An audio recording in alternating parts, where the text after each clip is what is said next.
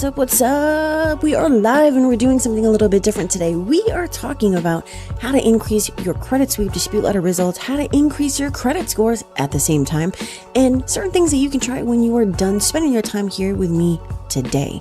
Okay, so before we get started and jump into this, step on the like and let me know that you're here and that you are ready to learn and ready to increase your results or your clients' results. Subscribe if you haven't done so that you don't miss anything, because there's millions of videos out there and you never know what's what, but here you know exactly what I'm talking about and what the outcome is going to be, right? And if this is something that you don't want to do because, I don't know, maybe you don't have time, maybe you're a truck driver, maybe you are overseas and you have better things to worry about, such as, I don't know, your life, and you just don't want to do this yourself, head over to my740.com, schedule that call with me, and I'll see if I can help. Now, having put all of that to the side, we're going to jump right into this, and let's start with how to increase your result. And as you can see, I already added the first one. You should not be using anything other than factual disputes. What does that mean?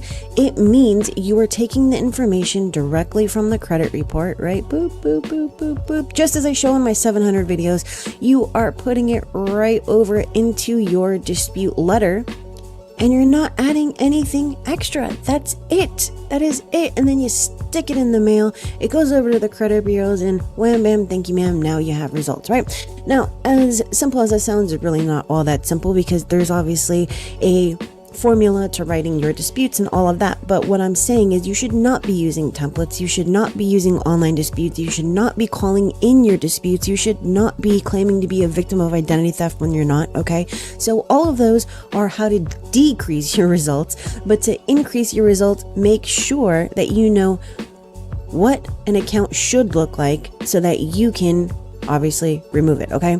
So that's the very first thing. The second thing, and you hear me say this all the time, but we're gonna put it right here, don't put more than 10 accounts per letter. So we have max of 10 accounts unless it's medical, right? So medical is kind of an exception to that rule. Unlimited medical on a letter. Otherwise, max of 10, okay? Now, even though you hear me tell you this all the time, I still get the questions. That's why we're going over this. How many dispute reasons should go per each account?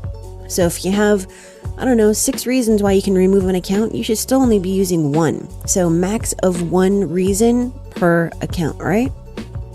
Pretty straightforward. Why? If you know why, make sure you like this video if you haven't done so already. The answer to that is because you're going to put all your eggs in one basket. Let's say that you put, I don't know, 6 reasons on one account and the account isn't removed. Now what? You can't reuse a dispute reason. So now you've run out of things to say, and you're going to be disputing stupid things like balance, open date, I don't know, past due, even though it's not inaccurate. You don't want to do that. So you cannot put all of your eggs in one basket, okay? You need to make sure that you are doing 10 max per letter, 1 max reason per account, okay? So that means that if you're disputing, let's just say capital 1, you're gonna have 1 reason, the date last active, or the date last paid, or the failure to enter the notice of dispute. You are not entering in all 3, right? That is a huge one. Another thing is that you are not gonna go and say that it's not mine unless it's really not yours. That's the number 1 way to commit credit repair suicide, okay? You don't want to do that. You don't want to do that. You don't want to do that. You don't want to do that. Why don't you want to do that? Well, because there's a bunch of different reasons that you could take from your credit report and smush into this letter, okay? That is why you want to learn how to read the credit report and know exactly what you should be taking out. Now, as far as that goes, I have videos that you can go check down in the description of this live event here so that you can go and check those out. It's 2 different workshops on how to remove negative items from your credit report. Basically, anything. I mean, anything other than child support and foreclosures in process, okay? So let's keep it moving. One of the biggest things is that you want to structure your dispute reason using the Agero formula, right? The Agero formula. What that means is action, justifier, element, reason, outcome. Very simple. remove this account or delete this Capital One account or this charge off because the date last active is inaccurate, and reports as, and then you're going to put the date for Experian, date for Equifax, and date for TransUnion. Sounds straightforward, but guess what? A lot of people don't use it and a lot of people don't get results. Okay. Another thing, and this is actually probably going to be, I don't know, not number one, because number one is using factual disputes. Number two is remembering that this is a process, right? That's why it's called the credit repair process, okay? Anything with the word process, you know it's going to take some time, like going to the DMV or going through the administration process. If you know anyone that's ever dealt with, the criminal system, the criminal court system, the criminal justice system, you know everything is a process. Even if they're innocent, it's still a process, the appeals process. The word process tells you, hey, guess what? This is going to take time, right? So if you don't put this time in, you're not going to get the results, because the credit bureaus are there to, guess what? Get rid of you. They want to get rid of you. That is their job, because they make money off of your inaccurate information, because more information is more money for them. That's the number one thing. So how do you get around this? What do you do? Well, you need to continue sending in your letters, and one of them is going to hit the mark and remove your account. Okay. If you have multiple accounts, keep sending in your letters, okay? Don't send in method of verification letters. Don't send in validation of debt letters to the wrong company. Don't send in 609 letters. 609 has nothing to do with contracts and everything to do with your ability to just order a copy of your credit report as a consumer, okay? So these are things that you want to remember. Now, let me see if I can grab some more space on here. Okay, so just for a moment, let's talk about how to increase your credit scores while you are also disputing your negative items, okay? Very first thing is, don't apply for anything for a minimum of 90 days. Why is that? Well, it's pretty simple, okay? What you don't want to do is look like you're irresponsible, right? You are super aggressively disputing all your negative items, the ones that are actually going to increase your credit scores, and you are also applying for a new credit. What does that look like? It looks like you are going to remove all of these negative items, get more credit, and then do it all over again. You don't want to look like that. You want to aggressively dispute, and then you want to start applying for things very, very, very cautiously, and only apply for the things that you know are going to get approved, right? And that's where understanding credit scores and understanding, just credit in general comes in, okay? So that's the first thing. Don't apply for anything for a minimum of 90 days. I tell my clients 6 months, but obviously people don't listen to me, and then they wonder why they're not getting their scores the way that they want to. Another thing is when you are applying for and obtaining credit, don't get more than one account per 3 months. Now, while that may sound like a long time, remember, hello, this is a process. This is a process. So your job isn't to get as much credit as possible in the least amount of time. Your job is to get the highest credit score as possible, right? And we do this by having a certain system and understanding how that system works, okay? So let's say that you have all of these negative items on your credit report. We have charge-offs, we have collections, we have foreclosure, we have late payments. As you're removing these really, really, really big ones like foreclosures and charge-offs, now you can go and apply for an account. All right. So now we have one account that we're going to build up. We're going to immediately use it, right? You're going to use it. You're going to pay on it immediately after using it, as soon as it posts, obviously, to the account. And then we're going to be back at square one. Okay. So now it's going to run a full cycle. It's going to post to your credit report.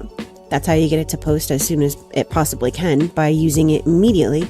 And we're going to start building up this account. As it builds, now we're going to be ready to apply for the second account. So now we're at 6 months. Okay.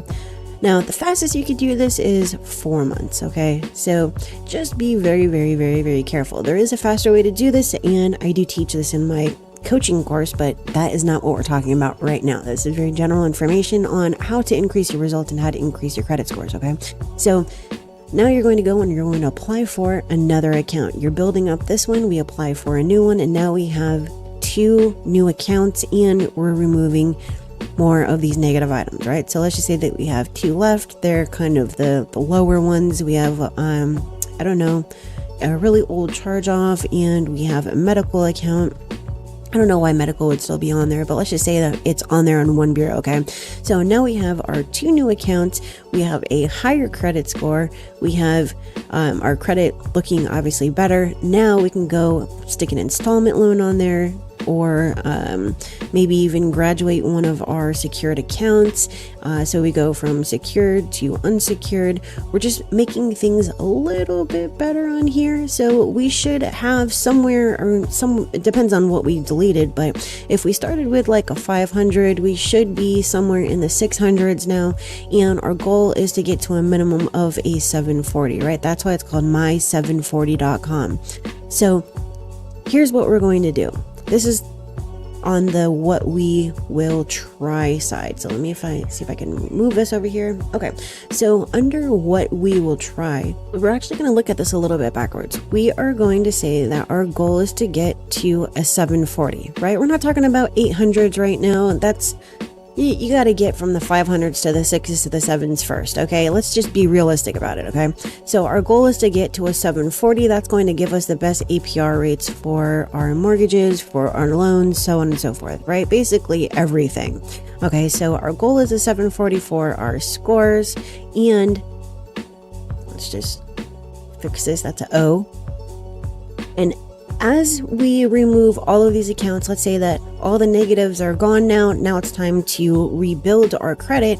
We need to look at which one is our highest score. Okay, so let's say that our TransUnion score is a 700. Our Equifax score, we're talking about FICO scores right now. Our Equifax score is like a 650, because obviously everything doesn't report to all 3 bureaus. And Experian is like, I don't know, a 7. So with TransUnion being our highest score, we want to look and research to see who only pulls TransUnion. That would be like Synchrony Bank. All right, so that's Synchrony Bank. So that's like Amazon, Target, Walmart, all of those cards. Okay, so if we do that, now we can start building out some other lines just because we know who pulls what. Okay, so now our job is to get our Equifax score a little bit higher as well and get Experian to a 700. But if you're looking at this just kind of like in pieces, to get this TransUnion score to a 740, what you could do is apply for that Synchrony Bank card. So let's just call it SyncB. We're going to apply for that Synchrony Bank. It's going to report to all 3 bureaus, and we're going to do the same thing where as soon as we get it, we're going to use it. Like literally the same day, we're going to activate it, we're going to use it, we're going to pay on it, and then a couple of days later it's going to post to our credit, right? And we're going to build it out for about 3 months. Now, even though it may have dropped our score a little bit, let's just say it dropped it down to, I don't know, 680 or something, now it's going to shoot up because we are building it up. We're using it, paying, posting, use, pay, post, use, pay, post, use, pay, post. 3 months later, now we should be somewhere around a 740. Now you're going to go and do the same exact things, and these should actually be higher as well because now we have a new positive line that we've built out, posting to all 3. So now let's say that our scores are 740 on TransUnion, 700 on Equifax, and a 720 on Experian. Now what we want to do is go get different types of credit. Okay, so we should have an installment loan, which are really easy to get when you are building out your credit. So let's just drop this down a little bit. So we have we should have an installment loan. We should have secured credit. We should have unsecured credit. We should have a store card like the Synchrony Bank, right? We should have or be working towards a mortgage, some real estate on there, right? And we should have something along the lines of an auto loan. Okay, now one thing that I am going to show you is how I took somebody's file from a 583 credit score during the pandemic, because they had time, we had time, and built it out to a 750, and we are headed up from there to a 750 and got them $450K mortgage. So they got a $450 mortgage approval and then got a $300,000 house because they didn't need that much house, right? And they have all of these: installment loans, secured, unsecured, store, mortgage, obviously, and an auto loan. And the auto loan was a $50,000 car. All right, so we have a $300,000 mortgage, a $50,000 auto loan. They have a bunch of these, and the amount of time that it took was 18 months to go from a 583 to a 750. Over $500,000 in credit. Let's just call it $500,000 just between the mortgage and the auto, plus all these little ones right here. And now we're actually working on a business loan, right? So I'm going to show you all of that during the journey series. So there's two major videos coming up. We have Georgia, so the Georgia experiment, where I explain why it is illegal to do credit repair in Georgia. It's illegal to even discuss credit repair in Georgia, and how residents of Georgia can actually fix their credit. And if you are a credit repair company, the way that you should be doing this, okay? And then we're actually going to go and talk about this over here, the journey, where I show you step by step all the pitfalls, everything that happened, all of the lows, the highs, the middles, all that kind of stuff, so that maybe if there's something that we did that you're not doing, you'll be able to implement it in your own strategy. All right, so let's go back to this. Let's talk about timing on how to increase your results. So let's go down here. So when you send out your disputes, and I did talk about this in I believe it was the polyangle dispute process video that I did, where you're attacking them from all sides. You're literally coming at the bureaus from here, you're doing all this stuff, right? So one of the ways that you can drastically increase your results is to come at them with different stuff, right? And that's the polyangle dispute. So you have your bureau disputes, you have your creditor disputes, and you have your collector disputes, right? And then you have your CFPB complaints, which this should not be done until like way later. All right, you need to exhaust all your remedies before doing that. And then after that, you have AG, BBB, and I don't even bother with FTC because it doesn't go anywhere. Okay, nobody cares about FTC complaints. So with the bureaus, you need to have a strategy where you are sending out letters on Monday, on Wednesday, and on Friday, right? So after that, you are also disputing with the collectors. With the collectors, if you have, I'm not talking about debt buyer collectors, I'm talking about like regular like medical collection or insurance or whatever, stuff like that, right? Stupid little things. So for those, you're actually disputing with the collectors first, and then you're disputing with the bureaus. So you have alternating disputes, right? And you can get it to the point where it is going out every 15 days. So you would have your your collector disputes going out 15 days later, bureau, 15 days later, collector, 15 days later, bureau, so on and so forth, right? Especially if you have more than 3 accounts. And for my clients, they normally have an average of like 10 or so medical collections when they do have medical collections. With the creditor disputes, you got to be really careful with these. So we're going to say that we're only disputing with the creditors for things that are outside the statute of limitations. We're not worried about being sued. So you can throw these in so that you are disputing with the collector first for your collections, then the bureaus 15 days later. For the creditors, you're actually going to need to dispute with the bureaus first, just so that you are protected under section 623, which states that you have to first dispute with the bureaus to be protected. Okay, so if you want to know about what your rights are and everything, go check out section 623, but we're not talking about that right now. Okay, so what you're going to do, and let's just drop down even more on here, is for non-collection accounts, this is the way that your process is going to look. You are going to send out your bureau disputes.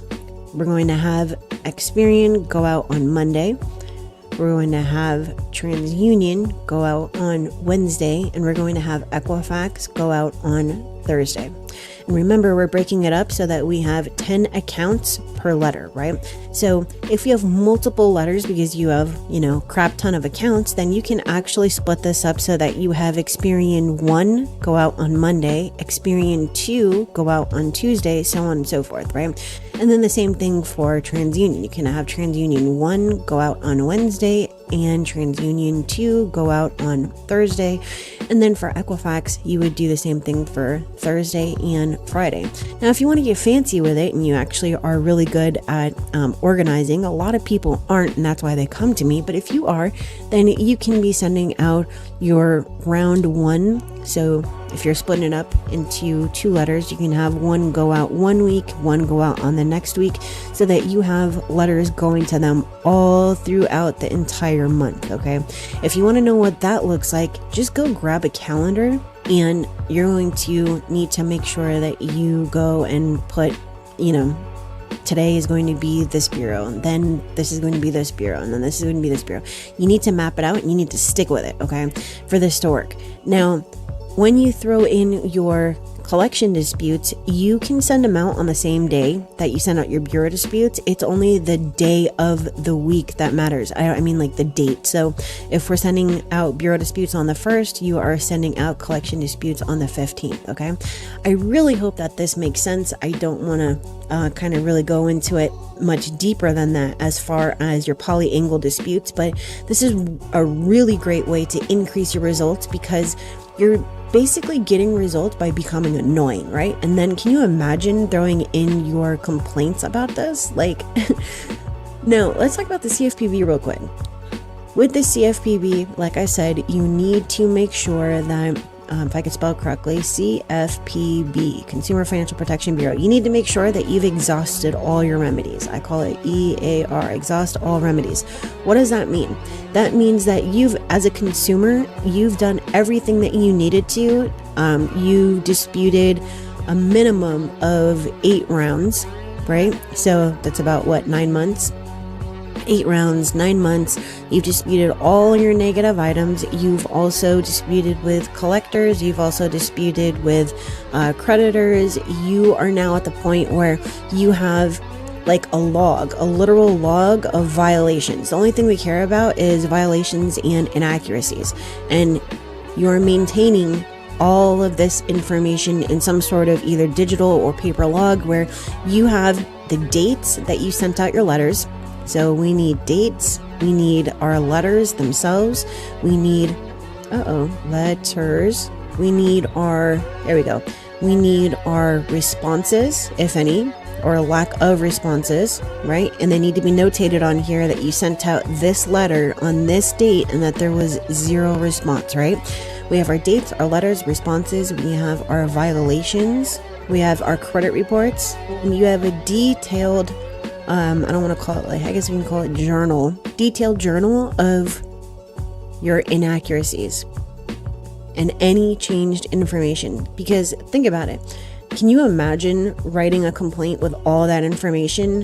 You compile everything with all of these attachments and all that kind of stuff. What do you think is going to happen? There's no way that you can fight that.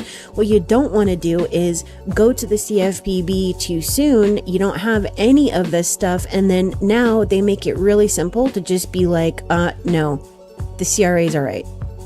You don't want that to happen, right? So this is why all of these things matter. This is why not doing method of verification and validation of debt and 609 and using not mine and, sending all your letters at once and not using all of these facts and all that kind of stuff, why doing that would work against you and how it would actually decrease your ability to get results. So if you want to increase your results, these are the things that I personally recommend.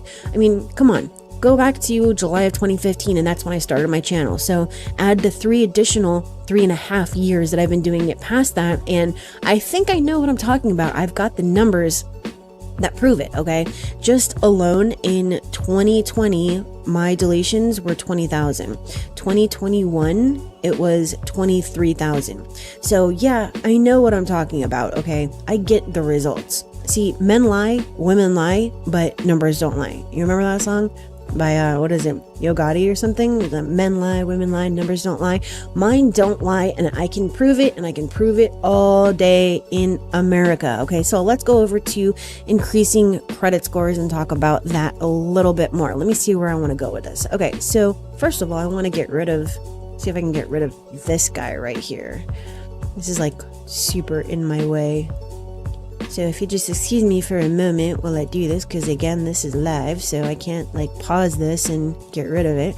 Maybe I should have just written over it in white. But anyways, so there's a bunch of different stuff that you can do to increase your scores. But one of the things that a lot of people don't understand is the difference between your scores that you see over on Credit Karma versus scores that like the bank has versus, you know, your FICO scores, all that kind of stuff. Look, the only thing that matters, so that you can understand how this works, the only thing that matters is the range that you're in, like what it says. So good, fair, poor, whatever. Our job is to get to excellent, right? So the actual number itself does not matter, okay? The range or whatever it is that they call it matters. So if you are poor over here on this report, you're going to be poor over here on that report. If you are excellent over here, you're going to be excellent over there. Okay, so stop stressing about all these individual points and come up with an actual action plan that is going to work for you. It is going to get your scores as high as possible and get you into that new house, or get you into that new car, or get your kids into a better neighborhood, whatever, okay?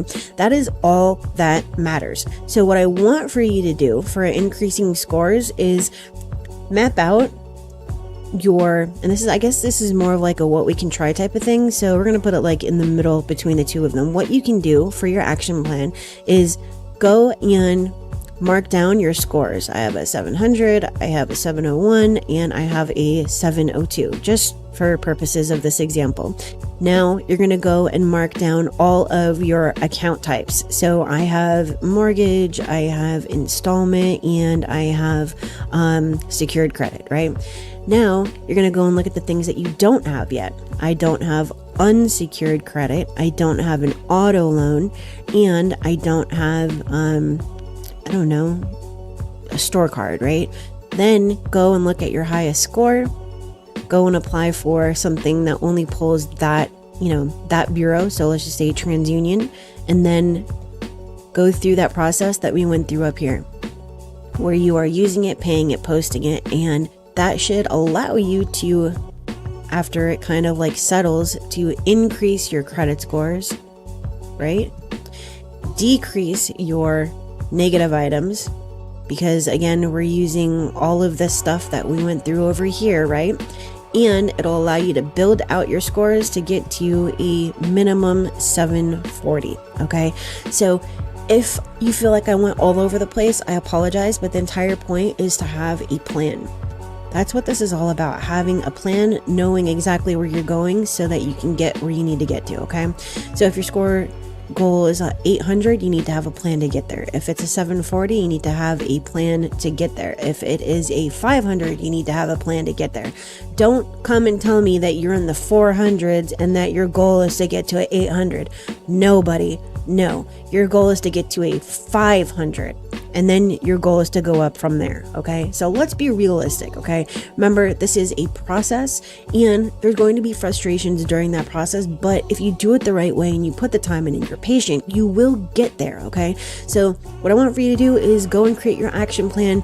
Look at how you can increase your own results for your credit sweep, how you can increase your own credit scores, and certain things that you can go and try to get there. Okay, so I hope that this made sense. If it did, give me a thumbs up. When I do my lives, I do, disable the comments. I don't want to be distracted by any of that.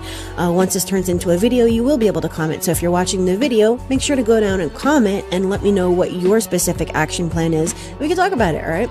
Otherwise, I hope that you're having a wonderful day. I wanted to do something a little bit different for you. And again, if you want to see if I can help you increase your own credit scores and your own results, then head over to my740.com. Otherwise, if you want to check out the live letter that does all the heavy lifting for you, if you want to continue doing this yourself, head over to liveletter.ask-kristen.com. I know it's a mouthful, but hey, what do you want me to do? All right.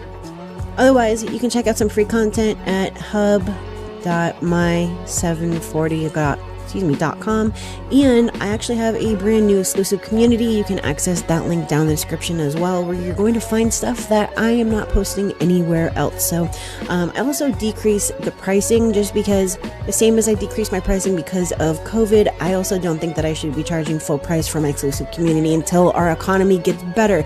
It all starts with you. Everything starts with you. Okay, so go create your action plan. Go get help from me if you need it. Otherwise, I hope you have a wonderful day. You are going to get your credit scores where they need to be, but it's all going to be part of this process. All right. So go be blessed. Have a wonderful